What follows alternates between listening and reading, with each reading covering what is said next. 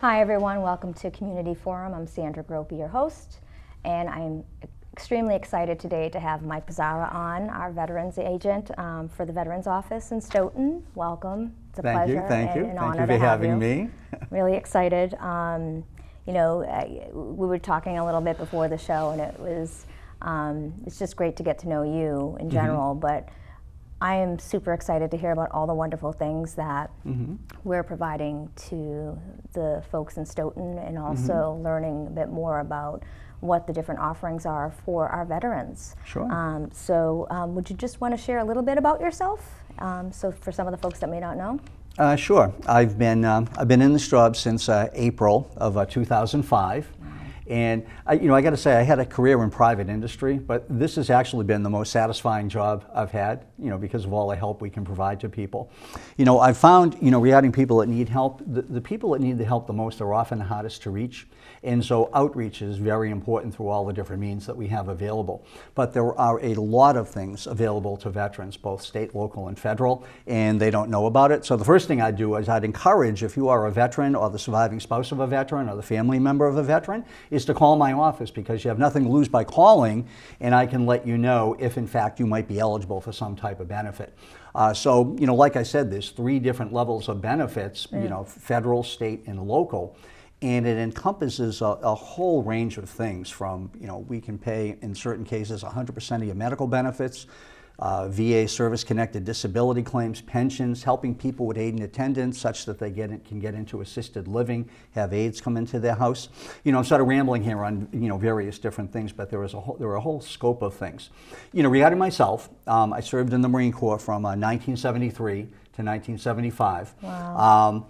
I did not go to Vietnam. I was stationed at the Marine Barracks at 8th and I in Washington, D.C.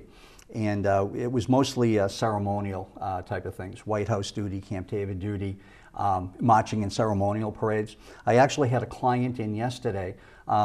It was a surviving spouse. Her husband had passed away, and he was sort of in my era, and so she was just showing me some things. And he had a certificate that was signed by President Nixon at the time. And I mentioned to her that, we used to see President Nixon. That's how long ago this is. And then she had something from General Westmoreland, who was his overall commanding officer. And I told her, geez, I remember, being part of the ceremony when he was buried at Arlington National Cemetery. So, it's a small world sometimes when these people come in. How would you see President Nixon, like the different scenarios, your interactions with him? I think that's when we saw him, well, let me back up. It's not like I saw him personally. Yeah. I was stationed in the Marine Barracks, so this is in 1974 when he was he was never impeached, but he had all his issues, and he resigned. I think it was in August of 1974. During that time, those of you who remember history, he would travel from the White House. We were at the Marine Barracks, which was the Navy Yard in Washington, D.C. Since then, a different Marine Barracks was built, but we were stationed in the Navy Yard itself. He would come in with his entourage into the Navy Yard, because he'd go on his yacht, the Sequoia, and he would meet his good friend Bibi Rebozo, if anybody remembers that name. So what we would do is we would see the presidential motorcade come in, and it was only maybe 20, 30 yards from where we were. And usually there would be a police car, then a Secret Service car, then the presidential limousine. Wow. It was all blacked out, and then followed by more Secret Service and some police. It wasn't a big, long entourage, but it was enough. And it was only 10 years removed from the Kennedy assassination. Yeah. So there was all that security. You couldn't see through the car. There's no more open cars or anything like that. So when I say I saw him, that's how I would see him on a regular basis, because he would come there daily, right up until he resigned. Cool. Yeah. Wow, that's pretty cool. That's like ancient history, but that's, that was interesting. You know what? No, that's all part of history, and it's, good to hear that at least he was present in there, and I thank you for your service. That's first and foremost, and to everyone that serves the country, I think that's a big deal. So that's awesome. Now, you had kind of touched a little bit about benefits and things that our veterans you've assisted with and helped with, and it sounds like your day is not boring at all. No, it can get very busy. Yes, Yeah. But one thing I kind of learned about it was that there were 3 administrative divisions of the Veterans Administration, and would you mind talking about those a little bit? Sure. The 3 are, there's the National Cemetery Administration, which, I don't even know if Arlington National Cemetery is part of the VA, but when you have your national cemeteries like Bourne National Cemetery, those were administered by the Veterans Administration. But then more importantly, where most of the work comes is VHA, the Veterans Health Administration. That would be, our local VA hospitals. We're lucky here in this geographic area. We have so many VA. Massachusetts must have had so much clout that in a small state like us, we have 5 major VA hospitals. But the Boston VA healthcare system consists of Brockton, West Roxbury, and Jamaica Plain.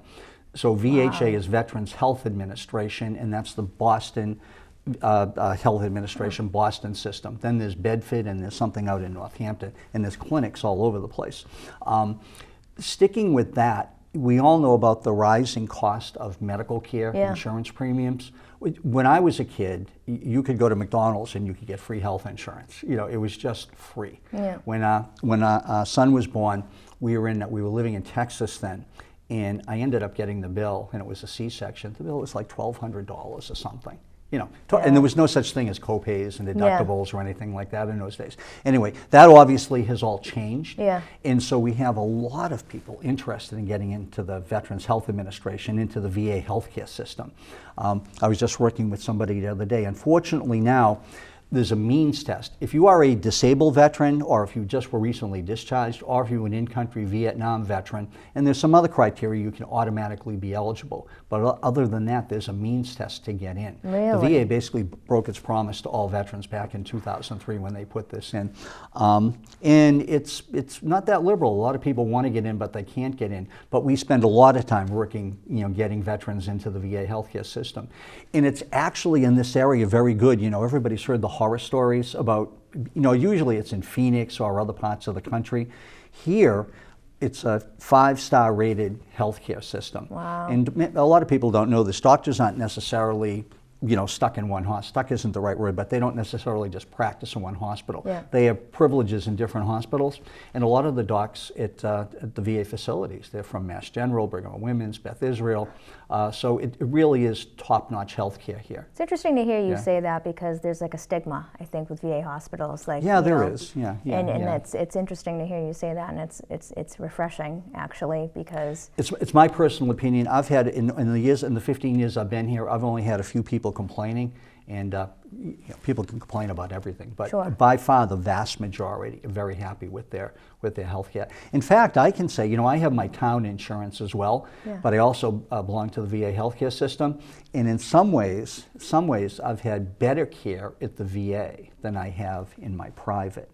In certain things. Generally, the care is comparable, but I can think of one specific thing where I had better care at the VA. Really? I think what happens with doctors in private, I think, the insurance companies have a lot to do with them ordering tests, because... Changed a lot with that. Right, maybe, they have pressure from the insurance companies. I'm just speculating here, I don't know, but I know that seems to have been an issue. The VA doesn't seem to have those concerns, because it's, they'll order the test, they'll do these things. And this was nothing serious, by the way. It was just a normal thing, but it was a minor thing. But I did find it better at the VA in this particular instance. That's really nice to hear and refreshing, because I think a lot of us, all of us, worry about our veterans and how they're being treated for when they are here, and also the just the benefits that are provided. So this is interesting. And then there was one more, right? The Veterans Benefits Administration. The Veterans Benefit Administration, that is really important. One, you can have service-connected disability claims. When a veteran goes in the military, they're given a physical exam, and they're determined, mentally sound and fit to serve in the military. So in layman's terms and general terms, if you come out of the military and you're no longer mentally sound and fit, you may have a claim with the Veterans Administration, a service-connected disability claim for what happened. Obviously, if you're a soldier and you're wounded in battle, and you have now, you're limping, you've lost a leg or an arm or a limb, that's a service-connected disability. PTSD, post-traumatic stress disorder, that's a big thing. A big thing is the fastest growing branch of the military now are women, and in the past, and maybe even to the present, I don't get that many cases as I used to, MST, military sexual trauma, from women being assaulted. Men get assaulted too, by the way. So those are service-connected disability claims. and it runs the game. Hearing loss is a big one, tinnitus, ringing in the ears, and all kinds of physical ailments and mental ailments.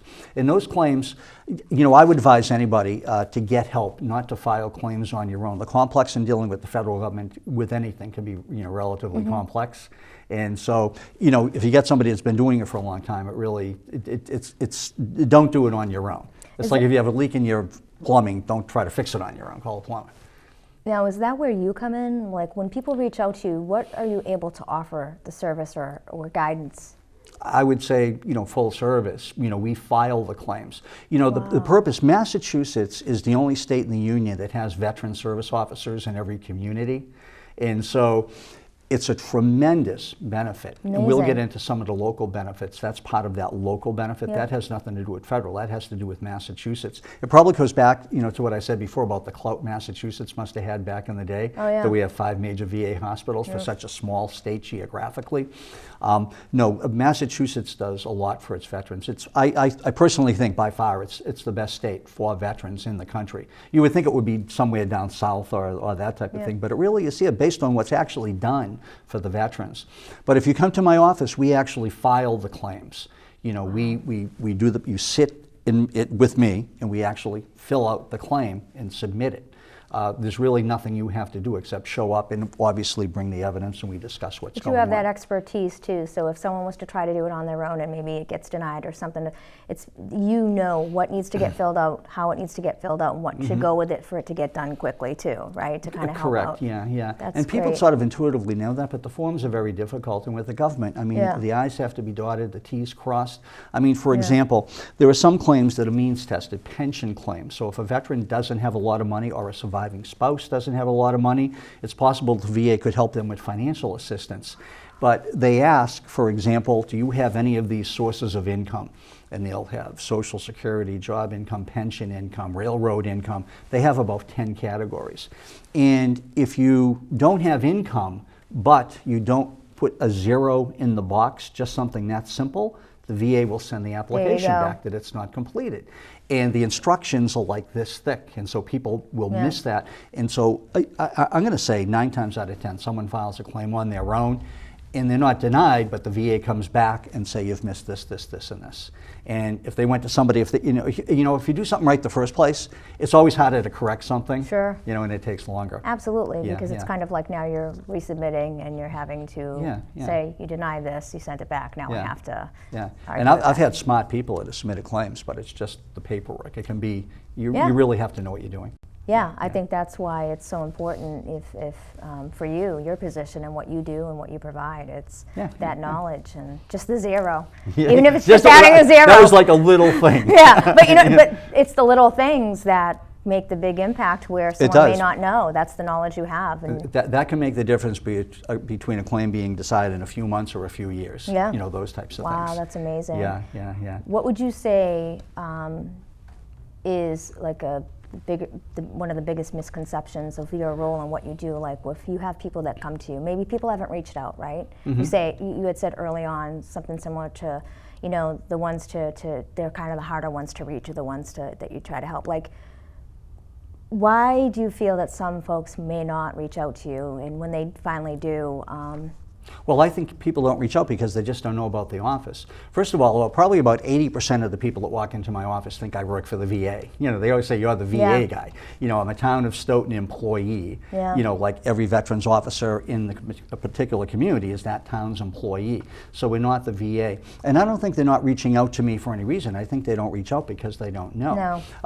Just coincidentally, I had a call last night, and it was a woman in Phoenix calling about her mother who's 91 years old who's living here in Stoughton. I called her back this morning at around 8:30. I apologize because it was like 6:30 where she was, but she goes, I'm up, so it was okay. Her mother is 91 years old. Her monthly income is $1,400 a month. She has no money in the bank. The daughter in Phoenix subsidizes her, and she's saying she needs some home aids. So we need home aids. She's having trouble with a property. What spurred her to call, and we can talk about this later, was the insert that was in the tax bill requesting donations to help our elderly, seniors, and disabled, not just veterans, but people with help with their tax relief. But that's what spurred this call. Anyway, I was on the phone with the woman. I said, well, we can do this, this, this, this, and this. And I say, we try to get the word out. But like I said, the people that need the help the most, the hardest to reach. We advertise on Smack, the thing scrolls, but realistically, you have to hit it just at the right time, and a lot of people don't watch Smack. We put ads in the Penny Saver at least twice a year. The Military Post, we let people know there, and certainly word of mouth. That's how probably we've gotten a lot of clients. But it's not so much people don't want to come for help, they don't know about it, and it's hard to get the word out. So that's the value of shows like this right now. Absolutely, and to understand really your role isn't like government. You're a town of Stoughton, you're a town of Stoughton employee, and you're here to help, and this is what the state is providing veterans agency. Well, I don't want to say we're from the government, we're here to help you, but No, but like you're not a government, but you're not a government, like you're not a VA person. I'm not a VA person, You're no. a town of Stoughton employee that is here as a veterans agent to help, and it is nice to, I didn't fully understand your role as well. Oh, yeah. So, and a lot of people don't know that spouses and surviving spouses and children who were disabled prior to their 18th birthday, there's a tremendous amount of stuff out there that people don't realize. Well, a lot of people do realize it, which is why we have a relatively good-sized budget in the town. So it's, there's a tremendous amount of benefit out there. Really quickly, when I got out of the Marine Corps, I never even thought of these benefits for myself. When my wife and I bought our first home, there's a VA home loan guarantee where the VA can guarantee a portion of the loan such that you don't have to make a down payment and you don't have to pay PMI, private mortgage insurance, which generally if you don't put 20% down you have to pay. Never even occurred to me. When I got out of the military life was behind me. We bought our first house. We had to scrimp and scrape and actually borrow some money to put money down. It wasn't 10%, and we paid PMI. Oh, wow. None of it was necessary. So I'm a perfect example of someone who didn't know what was out there. You know? And I see this, a lot. And wow, that's amazing, because I know that's the home loan. That was one of the questions I was going to ask you. I had written down. I'm like, wait a minute, because that is interesting. I don't think people. I worked in the mortgage industry for a little bit. It was like 4 years, and I knew of the VA loans. But I don't think that when people would come in, they were aware that there was this type of loan. It was almost me saying, people are more aware now, like the real estate brokers we work with, and they never asked, are you a veteran? The mortgage guys never said, are you a veteran? It was a different era back then regarding veterans too. We can talk about that too. But it's not a loan, by the way. The VA guarantees the loan, which is, so they're not loaning you money. You still have to have the income to support the loan. But the VA guarantees so much, so if you default, the lending institution is covered. That's right. And so there's that component, which is a nice benefit that folks aren't aware of, and you're looking to purchase your first home. There you go. There's a nice benefit. But can you share what the process is of getting into the VA healthcare system? There's an application. Well, if you're an in-country Vietnam veteran, or if you've just gotten out of the military, or if you have a service-connected disability, you're an automatic eligible. There's an application that has to be filled out. It's relatively simple, and I generally have people come into my office. I have them fill out the application. They need a DD-214, which is their discharge document, so they need that. And maybe I should have had some water, I don't know. I know, see, I told you, it's dry in here. A DD-214, the discharge. They need that to prove that they were the veteran.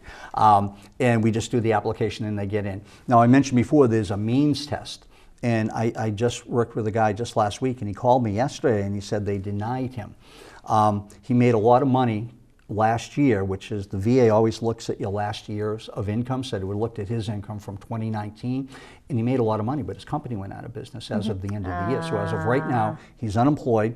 I mean, he'll be collecting unemployment insurance, but that's not a lot. And based on what his current income would be, he would be eligible. Based on what they looked at, he wasn't eligible, so they denied him. But we can go a step further. I know we could. I haven't called him back. He just called me back. He was very disappointed that he was denied. But I have his number. I'll call him back, because we can take a step process. Say, look, in this case, we want the VA not to look at last year, to look at this year, because he doesn't have anything right now. So you're a good advocate in that way to help them. No, that's, we do that.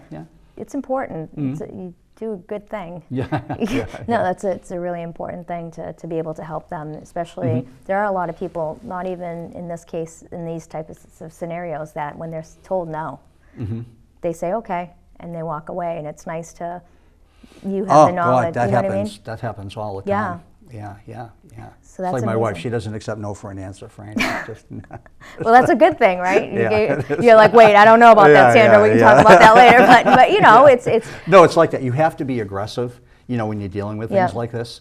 Someone says no, you can accept it, but not accept it. You can challenge it. Well, What give me the can we do? reasons, and Yep. maybe I can give you another reason why you shouldn't say no. Yeah. And that works. We do a lot of appeals for VA claims. We get a lot of people who are turned down, they're denied, and so we appeal them. We look for additional Amazing. evidence. We look to have somebody different look at the case, a different review officer, a different set of eyes, so they can look at it a different way. And often we're successful on appeals. So, the VA says no a lot. And they say yes a lot. It depends on the evidence. I will say this, a lot of people say the VA is deny until I die. And I got to say, they do take an awful long time for some claims to adjudicate them. And it doesn't make any sense to me why they should take so long. I had a hearing with a woman back in July. It's now in, we're now into, God, what month is it? Now in January. Yeah. And there's no decision yet. Wow. Now, maybe in the world of judges, that's not that long. But in the world of an 80-year-old woman, 81 now, who's waiting for a decision, that's a long time. Yeah. And this has been a case to get to that appeal period has been going on for years. And so I don't understand why some things take so long. But on the other hand, sometimes they get resolved pretty quickly. So, Yeah. Yeah. Well, that must be interesting to see the quick ones versus the longer ones. Why? The quick ones are good because generally hearing loss and tinnitus, ringing, buzzing in the ears, those are the most common claims. You can have guys in the Army or Marine Corps or something, they were in artillery units, they were in tanks, they had a lot of noise exposure. A Navy guy, he worked in boiler rooms, so the big 5-inch guns in the old days were firing and they were right behind them. Air Force guys, they're on flight lines, they're around airplanes all the time. Those claims, if you have that noise exposure, the VA gives you an objective test regarding what your hearing loss is or isn't. They check your decibel loss and your discrimination, your ability to distinguish, voices with other noise, ambient noise around. And tinnitus is that buzzing, ringing in the ears. Those claims are relatively successful. When you have a claim like I just spoke about with this woman, if she prevails on this claim, because claims go retroactive to when they're filed. Oh, okay. So we had a guy, he just got, I've had claims where we've prevailed, hundreds of thousands of dollars these veterans have gotten. That's great. But in general, these veterans are rated 100% disabled, and it's not worth the money, when you look at the disabilities they have. But at least, finally, they're getting something. A lot of them, it's just getting acknowledgement of what happened. Yeah. That's a lot of it. Oh. Yeah. And some other things about, just service-connected disabilities, the VA pensions, aid and attendance, burial benefits, veterans tax exemptions, all those things. And I want to ask about taxes exemptions in general, but all those things are other things that you're able to provide guidance on and information on and assist with. Is that correct? Yeah, let me talk about, people have a misunderstanding about aid and attendance. Aid and attendance it's a means-tested program, and it can help people who need help with their activities of daily living. Medication management, their hygiene needs, being able to cook food, transportation, medication management, financial management. A lot of people end up in assisted living, or they have aides coming into their homes. And the VA, we provide a tremendous, well, not we, but the VA can provide a tremendous amount of aid. I have a lot of clients over at the Arbors, which is a local assisted living facility. Now the rents there are pretty expensive. They're up at, I think they just went up to like $68.50 a month for a nice single. I mean, it includes meals and it includes a lot, but it's expensive. But say, a veteran and a spouse, they have an income, a retirement income, $4,000 a month, which is actually, maybe that's it. I don't know what the average is. I know that's a lot more than what my typical client has. Yeah. But $4,000 a month between two people, maybe a little pension, 2 Social Securities, and maybe they have, $50,000, $60,000 saved or something like that. Well, the VA with this pension and aid attendance program can give them another $2,300 a month.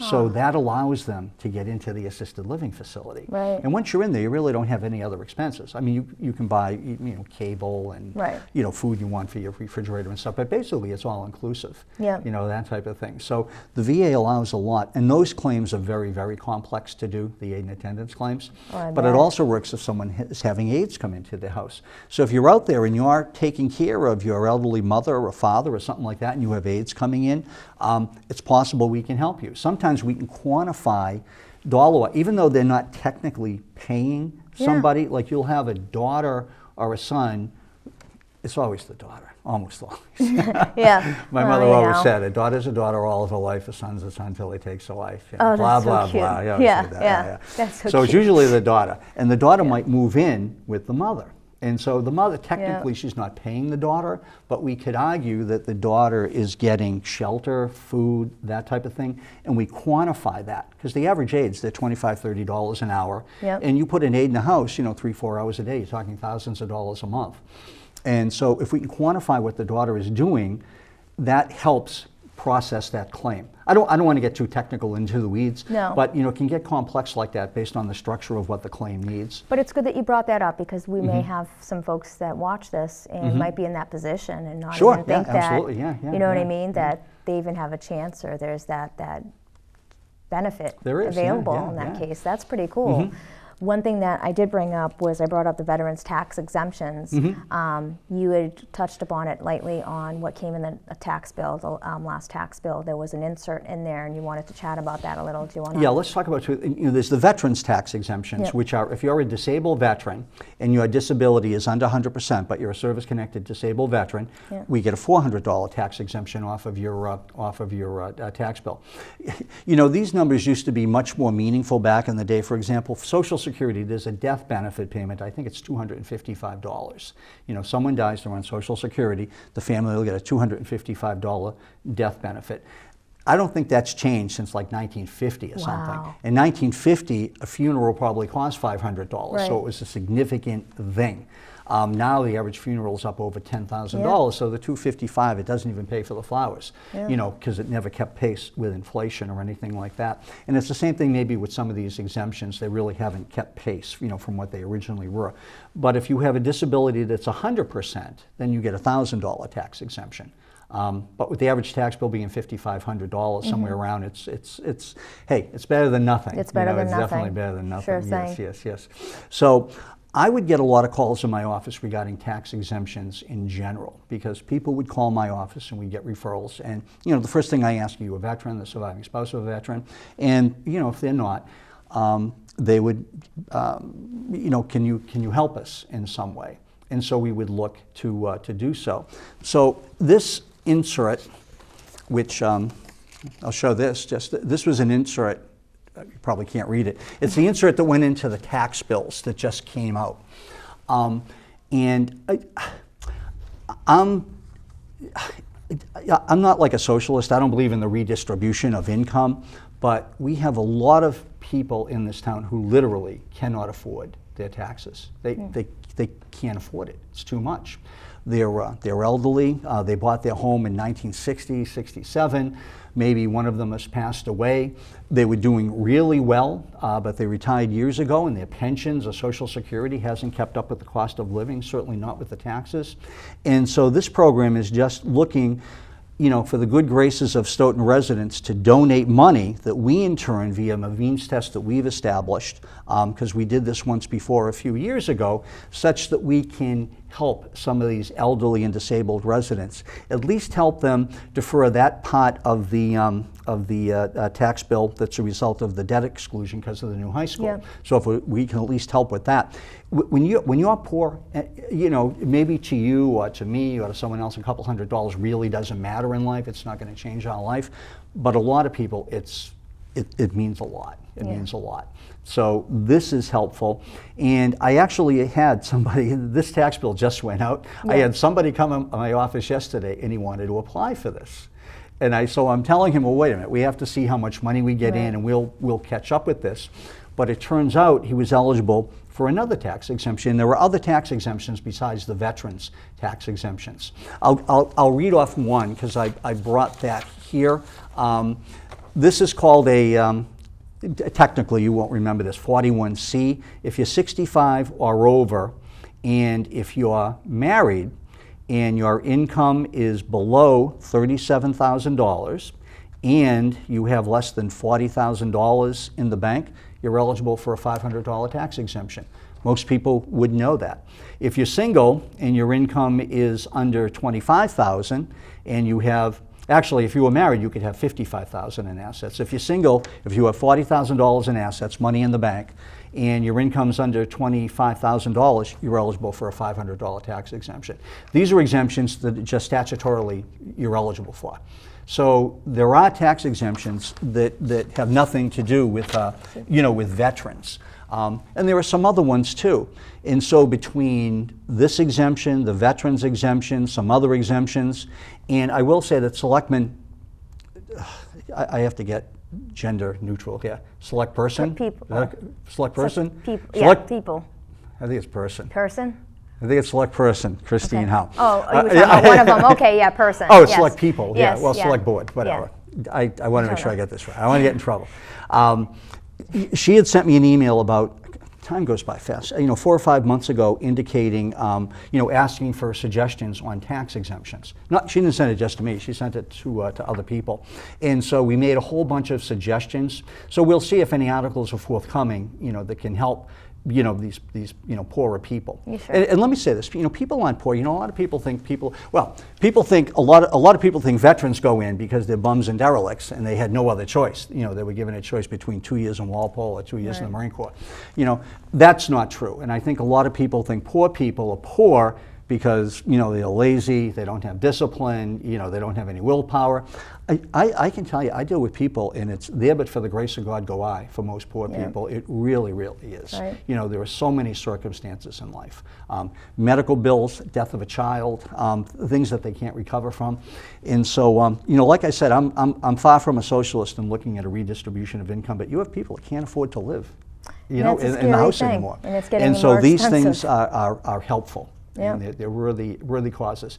All causes are, all causes are worthy. Sometimes the charities themselves aren't that good, but the causes are all good, and this is certainly a good one. So the one thing you talked about in terms of the insert, which is the Elderly and Disabled Property Tax Relief Fund, that was established at town meeting in May of 2017. That was the first component, and that is it's a donation-based thing, and it is directly allocated to the property tax bills of seniors and disabled residents of the town in need who have applied and qualify for the property tax relief. So there's that one component. And the other great piece of information that you shared with us, which was the income and asset information for eligible folks 65 and over. Right. Yeah, I would encourage people to call the amazing. town, call the assessor's office if you think if you're having problems with your taxes, just to get what the rules are. I mean, you can also call my office too. Certainly, if you're a veteran, widow, or veteran, call me. And depending on, once the tax bills aren't even due yet. Yeah. But I'll expect if history is any guide, we'll have thousands and thousands of dollars in, and then we'll solicit people to apply for this, and we'll send them out our application, which is a means test. We don't want to give tax exemptions to people, who don't need them. Right. And so the means test is, similar to what, I've said here, and then we'll apply it to their taxes. Yeah, we have a committee that we go through and everything. Yeah, so it's good. It worked out well the last time we did this. Yeah, that's amazing, Yeah. and I don't think a lot of people are aware or even call, and even calling you by accident gets them another opportunity, as it did yesterday, right? If someone called you and you said, can't help you here, but there is something that I can do. Yeah, my office is sort of like a psychiatrist's office, I guess. You have to elicit information from people. Yeah. And, we give different types of advice and that type of thing. Yeah. We use humor, we use this type of thing, and we try. One of the things I tell young kids when they come in, is forget about love, marry for money the first time, and then that some people may not like that, but it's good advice. But then they loosen up, and we get through, and then you can get into more serious things, like if there is that sexual trauma or PTSD and stuff like that. Yeah. So you have to do things like that. Wow, so it's not an easy job that you have, and you know what? If you, no matter what you're doing, if you love what you're doing, it's easy. Really. and I can tell that you love it. Yeah, I can tell that you love it for sure. Good. Yeah, That's yeah, awesome. yeah. So there's one more question I'm going to ask, and then we're going to take a quick break, and then maybe we can get that water. But I'm not going to say DD 214 again. Yeah, well, I might have you say it 3 times fast after the break. So state, local aid paid by Stoughton. Like how it's so folks, getting into the program. It's Mass General Law, Chapter 115. This is the biggest thing that people in the town notice. when we peaked, this is benefits the town of Stoughton directly pays out to veterans and surviving spouses, widows and stuff. We peaked at about $650,000 a year we were paying out of my office in fiscal year 2015. I think last year we paid around 450, somewhere around there. And my budget has been continuously going down for the last few years. And the reason is because of the declining veterans population. The draft stopped essentially in 1973. And even before that, they really stopped drafting kids. And so we've had generations now where there's been no draft. And right now, it's less than 1% of the population of this country serve in the military. Yeah. And that includes Guard, Reserves, active duty. Wow. And when I was a kid, everyone was a veteran. Every guy, his brother and his cousin was a veteran. They all served in World War II or Korea. They were all veterans. Like your grandfather was probably a veteran. That population is all, passing into history now. The average World War II guy is in his 90s. The average Korean War veteran is in his well into his 80s. The average Vietnam veteran is in his 70s. And so without a new crop of kids to come up and take their place, the veterans population is declining. Now that's not to take up for all these poor kids right now who have served in Iraq and Afghanistan, and they're literally all over the world now. People have no idea where. I don't even have an idea. I just hear about it once in a while where they are. But because of we don't have enough people in the military, that's where you've read about these kids making multiple tours. In Vietnam, if you served a second tour, you volunteered for it. In World War II, you stayed until the war was over. But now you have kids and they come back, then they're home for a while, then they send them back again, then they send them back again. And you have kids making multiple tours, 1, 2, 3, 4, 5, 6, 7, 8, 9, count them. They just keep going because there's not enough people in the military. The National Guard used to be, you didn't have to worry about being activated in the National Guard, except for maybe a hurricane in Cohasset or something. You join the Guard of Reserves now, you're almost, I don't want to say you're almost guaranteed, but you're pretty much guaranteed you're going to be activated and be sent somewhere. That happens. And it's because of the declining veterans population. So that's affected our caseload with this Chapter 115 program. But I got to tell you, if you don't have a lot of money, I'll give you an example. If you're single and your income is $2,000 or less, or if you're married and your income is about $2,800 or less, and if you have less than $5,000 if you're single and less than $9,800 if you're married, we can pay 100% of your medical benefits, give you financial aid, fuel assistance. I mean, we dole out checks on a monthly, on a weekly basis, hundreds of thousands of dollars a year in aid that we pay out to Stoughton residents. Now, 75% of this gets reimbursed by the state. Sure. It comes back a year later, but it's a tremendous program that a lot of people don't know about. But just think, 100% of your medical benefits, including dental. That includes reimbursement of your Medicare B premiums if you're on Medicare B, your health insurance premiums. Yeah. If you're unemployed, we can help you. I will say we're not like the unemployment office where if you're on unemployment, you dial the number, press 1 if you look for a job, and you press 1 and your direct deposit appears. We do make people look for jobs, and we make sure and we work with them to try to find them a job. Yeah. We don't make people go say, hey, the McDonald's midnight shift is open, go there. We try to get people jobs that are consistent with what their qualifications are. Something that'll be a good job. To set them up to be successful, absolutely. Yeah, that's a good way to put it. I think that's amazing. The program's amazing. Yeah, but that's a very powerful program. And that's what most people in the town, because all the federal stuff, there's probably, the benefits that come into Stoughton on a monthly basis from the VA for all those claims, it's well over $500,000 a month that comes into Stoughton residents. But there's no cost to that to the town. Yep. What the town notices, and I'm not saying this in a bad way, but what's in the budget is that, back in 2015, that's $650,000 going out, and now there's $450,000. It's a lot of money on the budget, because every year there's a budget crisis. We don't see the reimbursement portion. We get the reimbursement a year later, but we're in the cycle now. But the reimbursement goes into the general fund, so it doesn't come back. So the State Department of Veteran Services reimburses the town of Stoughton. Say we paid out $500,000, $400,000 comes back. It goes in the general fund. 2/3 goes to the schools. The other third goes wherever it goes in the municipal side. It doesn't come back to veterans, but it comes back. So but net the town is only paying that 25%, but they're fronting that first part of it. So that's what the town, that's a big part of the budget process. That's crazy. I think that's amazing. I think that's a big thing that a lot of folks aren't aware of in the town.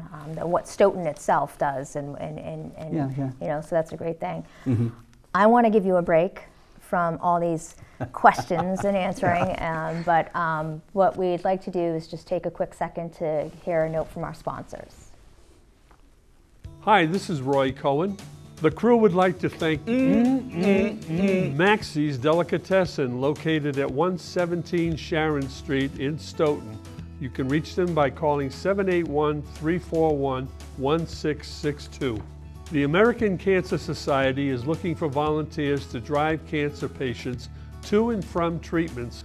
You can volunteer by calling 1-800-ACS-6662 or online at www.cancer.org. Ilse Mock's Food Pantry and St. Anthony's Free Market is located at 2 Park Avenue in Stoughton. For more information, call Christine Gallagher. That's 781-341-0611 or 781-341-0549. To get involved with Meals on Wheels, call Jessica at 781-344-8882, extension 2. The Stoughton Penny Saver. Our business is advertising your business in Stoughton. To advertise, call 781-344-4833. Community Forum showtimes here in Stoughton. You can see it on Thursdays, Fridays, Saturdays, and Sundays at 6 p.m., Monday at 8 p.m., Tuesday at 5 p.m., either on Comcast Channel 9 or Verizon Channel 28. If you have any comments or suggestions, contact us at communityforum1@yahoo.com. Samaritans, 41 West Street, 4th floor in Boston, Massachusetts, 02111, or call them at 617-536-2460. The 24-hour helplines, 877-870-HOPE or 877-870-4673. Samaritans, 800-252-TEEN or 800-252-8336, or online www.samaritans.hope.org. For you bingo players, I want to tell you about the Monday Night Bingo being held at the Ahava Torah Congregation, 1179 Central Street in Stoughton. The doors open at 4:30 p.m. The games start at 6:30 p.m. You come on down and win some money. They have 2 big prizes. One is $1,199 and the other one is up to $3,000. So come on down. We're Stoughton's Veteran Service Officer at Stoughton Town Hall. You can reach Mike at 10 Pearl Street in Stoughton, 781-341-1300, extension 9220. You could fax him at 781-297-2879, or reach out at VETAGENT, vet agent, at stoughton-ma.gov. So thank you guys. That was good. Yeah, so I was trying to read that sign. It blocked a little, so I was reading it as we were chatting. So we've got water, so all's good. Yes, I have water now. Community forum. Mm-hmm. So you know, we were having a really good discussion. There was so many like amazing things that I was learning about, and also people that are listening are learning about. And even if you don't need that benefit and you're not a veteran, you may know someone that you would want to refer to Mike. So the information that I had just read off, could pass that along, or even have them watch the show so they can get some more information. But I wanted to talk a little about maybe change the mood a little. So there are things in town like the maintenance of graves, the Veterans Memorial Day Parade. I had the honor of walking in that this year. It was great. I was able to do that this time. So you talk about those things? Sure. She wants to change the mood. The first thing she says is graves. I know. Well, you know. Well, parades. We'll do the parades first. Part of the budget that we have, and people don't realize this, we actually pay The 4 active Stoughton cemeteries, we pay them $15 for each veteran's grave. That would be Evergreen Cemetery, Holy Sepulchre Cemetery, Dry Pond, and Maplewood. Maplewood and Dry Pond are still active. I think Maplewood is all full. At least the graves are all paid for. I don't know if everybody's in there yet. So if someone is buried there, they don't have to pay for the installation of grave markers. They have to pay for the plot, but generally, you know, the VA provides, you know, everyone has seen like probably the flat bronze grave markers, and there can be flat granite or marble, and there can be the upright ones like at Arlington National Cemetery. Those are provided free by the VA to a veteran, and you know, because you know the town of Stoughton has this in their budget, these installations are all free by all the cemeteries, and the cemeteries do a pretty good job of keeping up the veterans' graves. You know, like I said, people complain about everything. Every once in a while there's a complaint, but they always take care of it right away. You know, if something gets overgrown or something, especially if a flat bronze, the grass overgrows, but then they'll take care of it right away. So we have, there's 2 parades we sponsor every year. We have our Veterans Day Parade and our Memorial Day Parade. Memorial Day obviously is more solemn. That's to honor those, you know, veterans who have given their full measure of devotion. And the Veterans Day Parade is to honor all veterans.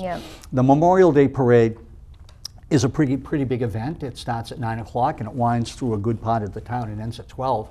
You know, so there's multiple stops, speeches, the main ceremonies are at Town Hall. The Veterans Day Parade is only around 2 hours. It starts from the VFW, loops around the center. We have our main ceremony at Town Hall, go back to Faxon Veterans Memorial Park and back to the Veterans Office. But one of the great things about those parades is the high school band always participates. And they're great. They're great. And their music is great and everything like that. And if you haven't seen them, you know, you probably heard about them, and now you can see how really good they are. Oh yeah, it is a treat. And the parades are interesting too, especially when you see the different speakers and what they talk about and, you know, how they're presented. And you know what is sad, what you don't see is you don't see all the veterans marching anymore. Because like I said about that declining veterans population, and in that regard, the older generations had much more involvement. They were much more fraternal. And so this cuts across the board. It's not just the military posts like the AMVETS or the VFW, whose memberships are way down. A lot of that is because of the declining veterans population. But even the younger kids coming up, they're not as fraternal. You know, my parents belong like to the Polish Club, the Moose Club, and you know, maybe your parents did too. And I've seen so many old timers who've passed away over the last 15 years who were so involved in the town. And certainly we have a lot of people involved now. But given that lack of a fraternal, you don't see the veterans marching in the parades anymore. I know the VFW is having problems. They have their honor guard, and they're always like they always come through. But you know, it's getting more difficult for them to get guys who can march in the parades. You know, once you know the World War II and Korean, they can't march anymore. They're in their 80s and 90s, and so now you get the Vietnam guys. They're in their 70s, and they're starting to have trouble marching. And you know, you have a few young guys, and so that's an issue. And what that also affects, we have our Memorial Square dedications. You've seen the blue signs on some of the poles. We haven't had one in several years because part of the criteria is you have to show 20 years of substantive community service to the town of Stoughton. That can be being a selectman, being a town meeting member, activity in your church or your synagogue, school committee or whatever. And it's not as common where people have that commitment to something. Everyone's so busy with their lives. And frankly, society is busier now. I think things are just more demanding. You're right. I think that's what you're saying. I'm like thinking about it. I'm like, yeah, because my parents were Portuguese National Club. Like there was like these affiliations to these clubs you joined and what your nationality, what, you know, veterans clubs, all these different clubs. And with the change in enrollment and what we have, I guess I'm just kind of not surprised, but it's a little sad statistically to talk about it. You know what I mean? In just hearing about the signs, you see them, and there's quite a few. Oh yeah, there are a lot. But then to know what the criteria is, you go, wow. We haven't done one in a few years, which is amazing. I remember doing, you know, we would do them on Memorial Day and Veterans Day, and I remember doing 6 a day, 5 a day. You know, but these were when all the World War II guys were dying. If I said their names now, everybody would recognize their names. You know, but they're gone now. And like I said, it's not just, you know, all the clubs, like the Portuguese clubs, the 3 Portuguese clubs, the Sons of Italy, the Knights of Columbus. Yeah. They're all suffering from that. But you see, that's what resonated with me. I think a lot of what you're saying, it's not so much, I think that with people that are watching too, it's, you know, it just resonates with folks and how times have changed, how times were and where we are now. And, you know. We have more distractions now. You know, we don't have to go out somewhere to get entertainment. Between TV, Netflix, our smartphones, and all this other stuff. So those interactions aren't so much there, and the volunteerism because there's other things that you're families involved are smaller. with. There's all kinds of things. Now, I did want to ask. This is something I'm not so. The parades. So there's the 2 parades. How long have those been going on in the town? Oh, they've been going on since before I was here. I don't even want to speculate. Probably. Is forever a good answer? I don't know. Okay. I seem That's to remember everyone might. No, I'm just kidding. Everyone might remember Charlie Lodge. I remember at one point, this might have been the July 4th parade. I don't think it was one of the veterans parades, but they were talking about canceling it for some reason. This is what I've heard. I don't know. And Charlie Lodge said, "I'll march down the street by myself on the 4th of July," and that was a long, long time ago. Yeah. And Charlie Lodge was heavily involved in all this stuff. Oh no, the parade's been going on for a long, long time. Long time. Yeah. That's Stoughton's amazing. one of the few. A lot of towns don't do this anymore, though. They might have a little ceremony in a high school, or they'll go to a cemetery. Stoughton, I don't want to say we're one of the few towns, but a lot of towns have not kept up their traditions. I heard that. Like Stoughton has. And obviously that you're helping keep that tradition alive, right? Well, with help, you know, all the most certainly. The community, sure. Oh yeah, absolutely with help, but to spearhead and make sure that we're keeping that tradition there is a great thing. I think that it's important to honor. Anybody that's helped contribute to Stoughton and the country, so that's amazing. And we talked about the dedications and the blue signs and all those things. I had no idea that it was 20 years worth of, so yeah, you could say I could give you a bunch of names and people will start knowing what I'm rambling off, but that's probably why. Oh, it is. You know, we get a lot of things, and you can't just say it. Yeah. You know, we reply some letters of reference, and we have a committee and we do research this stuff. You know, they were the vicar, you know, at St. James or something, so we'll contact Father Joe or something. A lot of it is if you get an older person and they're old and now they're applying for this, and it's 20 years after the person was you know, passed away, and all their friends have passed away, and it's tough finding records and stuff. So, but you know, there's a Board of Selectmen policy and required documentation to prove that 20 years of service. Also, you have to be a veteran. Also, you have to be passed away. You know, we've had requests that you have to be passed away, and that would be something. The Board of Selectmen are the street commissioners, so they could do whatever they want, but they've adhered to the policy, you know, because it's their policy. That would be like an exception if it was to be Of course there were there have been exceptions. I remember once we had a ball turret gunner, which is a long gone profession. These are the guys in World War II. There's the balls under the B-24s, and they're fighting the fighter jets. And oh my gosh. I had one guy, and I don't, well, there's a town employee, very prominent town employee, and her father became a client of mine, and he was a ball turret gunner, and he had like his 25 missions of this, and things like the oxygen would run out and you'd pass out in the ball and this type of thing. And there were all kinds of issues. So this wasn't on him in particular, but this was another ball turret gunner, and the family had requested a square, and he didn't have the community service. However, he was so disabled from his wartime service that requirement was waived. You know, you can always waive, like for example, you know, knock on wood, Stoughton has been very fortunate since Vietnam. We haven't had one person who was killed in action. Which leads me another thing. If I have some time, we have had plenty of surviving spouses whose husbands have died as a direct result of their military service.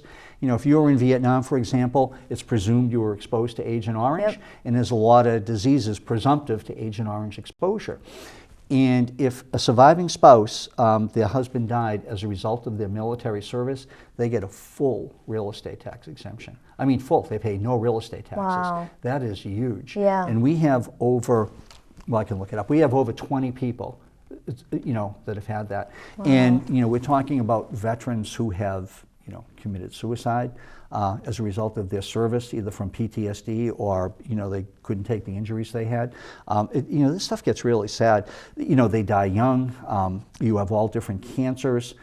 You have water contamination at a domestic military base where you think you would be safe, and you die from the water you were drinking. Yes. So the money never makes up for this stuff, but there is something that you can probably get.